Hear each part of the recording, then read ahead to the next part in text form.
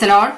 യെഹെസ്കേൽ പ്രവാചകന്റെ പുസ്തകം 26-ാം അധ്യായം 1 മുതൽ 21 വരെയുള്ള തിരുവചനങ്ങൾ.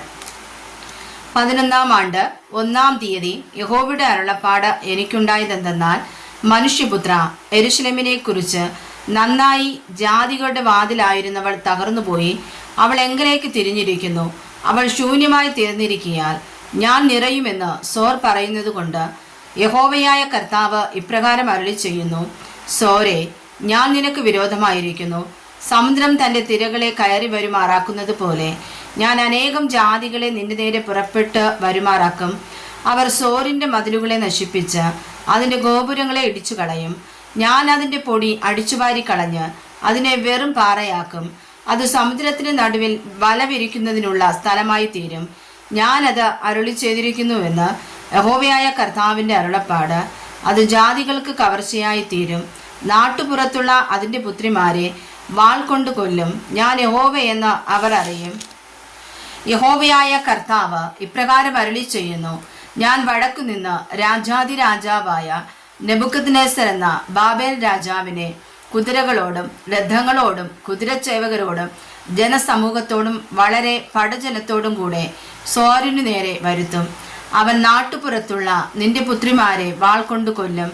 അവൻ നിന്റെ നേരെ കൊത്തളം പണിത് വാടകോരി നിന്റെ നേരെ ഒരു മറ നിർത്തും. അവൻ നിന്റെ മതിലുകളുടെ നേരെ യന്ത്രമുട്ടികളെ വെച്ച് കോടാലി കൊണ്ട് നിന്റെ ഗോപുരങ്ങളെ തകർത്തു കളയും. അവൻ്റെ കുതിരകളുടെ പെരുപ്പം കൊണ്ട് കിളരുന്ന പൊടി നിന്നെ മൂടും. മതിലിടിഞ്ഞു കിടക്കുന്ന പട്ടണത്തിലേക്ക് കടക്കുന്നത് പോലെ അവർ നിന്റെ ഗോപുരങ്ങളിൽ കൂടി കടക്കുമ്പോൾ കുതിരച്ചേവകരുടെയും ചക്രങ്ങളുടെയും രഥങ്ങളുടെയും മുഴക്കം കൊണ്ട് നിന്റെ മതിലുകൾ കുലുങ്ങിപ്പോകും.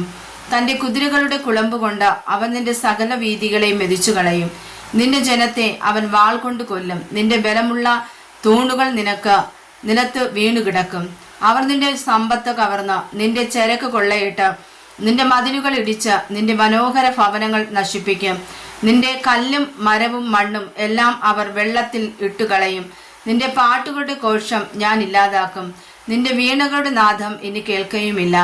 ഞാൻ നിന്നെ വെറും പാറയാക്കും. നീ വല വിരിപ്പാനുള്ള സ്ഥലമായി തീരും.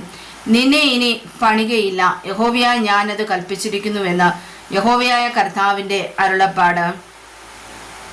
യഹോവയായ കർത്താവ് സോരിനോട് ഇപ്രകാരം അരുളി ചെയ്യുന്നു: നിഹതന്മാർ ഞരങ്ങുമ്പോഴും നിന്റെ നടുവിൽ സംഹാരം നടക്കുമ്പോഴും നിന്റെ വീഴ്ചയുടെ ഒച്ചയാൽ ദ്വീപുകൾ നടുങ്ങിപ്പോകുകയില്ലയോ? അപ്പോൾ സമുദ്രത്തിലെ സകല പ്രഭുക്കന്മാരും സിംഹാസനം വിട്ടിറങ്ങി അങ്കികളെ നീക്കി വിചിത്ര വസ്ത്രങ്ങളെ അഴിച്ചുവെക്കും. അവർ വിറയിൽ പൂണ്ട് നിലത്തിരുന്ന് മാത്രതോറും വിറച്ചുകൊണ്ട് നിന്നെക്കുറിച്ച് സ്തംഭിച്ചു പോകും. അവർ നിന്നെ ചൊല്ലി ഒരു വിലാപം തുടങ്ങി നിന്നെക്കുറിച്ച് പറയും: സമുദ്ര സഞ്ചാരികൾ പാർത്തതും കീർത്തിപ്പെട്ടതുമായ പട്ടണമേ, നീ എങ്ങനെ നശിച്ചിരിക്കുന്നു! നീയും നിന്റെ നിവാസികളും സമുദ്രത്തിൽ പ്രാബല്യം പ്രാപിച്ചിരുന്നു. അതിലെ സകല നിവാസികൾക്കും നിങ്ങളെ പേടിയായിരുന്നുവല്ലോ. ഇപ്പോൾ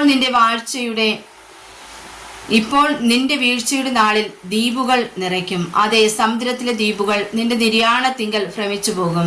യഹോവയായ കർത്താവ് ഇപ്രകാരം അരുളി ചെയ്യുന്നു: ഞാൻ നിന്നെ നിവാസികളില്ലാത്ത പട്ടണങ്ങളെപ്പോലെ ശൂന്യ പട്ടണമാക്കുമ്പോഴും ഞാൻ നിന്റെ മേൽ ആഴി വരുത്തി പെരുവെള്ളം നിന്നെ മൂടുമ്പോഴും ഞാൻ നിന്നെ കുഴിയിൽ ഇറങ്ങുന്നവരോട് കൂടെ പുരാതന ജനത്തിൻ്റെ അടുക്കൽ ഇറക്കുകയും നിനക്ക് നിവാസികൾ ഇല്ലാതെ ഇരിക്കേണ്ടതിനും നീ ജീവനുള്ളവരുടെ ദേശത്ത് നിലനിൽക്കാതെ ഇരിക്കേണ്ടതിനും ഞാൻ നിന്നെ ഭൂമിയുടെ അധോഭാഗങ്ങളിൽ പുരാതന ശൂന്യങ്ങളിൽ തന്നെ കുഴിയിൽ ഇറങ്ങുന്നവരോട് കൂടെ പാർപ്പിക്കുകയും ചെയ്യും.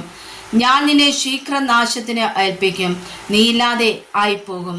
നിന്നെ അന്വേഷിച്ചാലും ഇനി ഒരിക്കലും നിന്നെ കണ്ടെത്തുകയില്ല എന്ന് യഹോവയായ കർത്താവിൻ്റെ അരുളപ്പാട്. വായിച്ചതായ വചനങ്ങളാൽ കർത്താവ് ഏവരെയും സമർത്ഥമായി അനുഗ്രഹിക്കുമാറാകട്ടെ.